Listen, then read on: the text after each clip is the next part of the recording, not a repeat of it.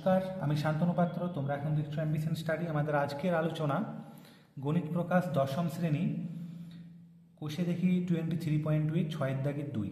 এখানে আমরা কেমনভাবে করব দেখাতে বলেছে। দেখাই যে cos 60 ডিগ্রি সমান cos square 30 degree minus sine square 30 degree. আমরা একই রকমভাবে এটাকে লেফট হ্যান্ড সাইড লিখছি এবং cos 60 ডিগ্রির মান আমরা নির্ণয় করার চেষ্টা করছি। cos 60 ডিগ্রির মান হচ্ছে কত? হাফ। তাহলে এটা এই অবস্থায় থাক। এবার আমি দেখব রাইট হ্যান্ড সাইডের মান কত হচ্ছে।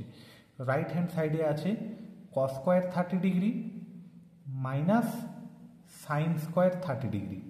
এটাকে আমরা মানটা আগে বসিয়ে নেব। cos স্কোয়ার 30 ডিগ্রি আছে, তাহলে cos 30 ডিগ্রির মান কত?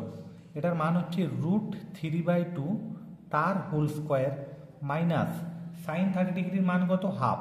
তাহলে হাফের হোল স্কোয়ার হচ্ছে, তার মানে এটা হচ্ছে 3/2⁴ মাইনাস 1/2⁴।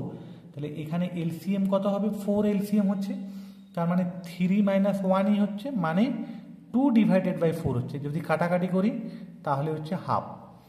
তাহলে আমরা এখানে দেখতে পাচ্ছি যে লেফট হ্যান্ড সাইডেও হাফ, রাইট হ্যান্ড সাইডেও হাফ। তাহলে এখানে আমরা লিখতে পারি left hand side equal to right hand side, এবং এটা আমার প্রুভড হয়ে গেল। আশা করি বুঝতে পেরেছো। ধন্যবাদ ভিডিও দেখার জন্য। তোমাদের ভালো লেগে থাকলে লাইক শেয়ার কমেন্ট করো।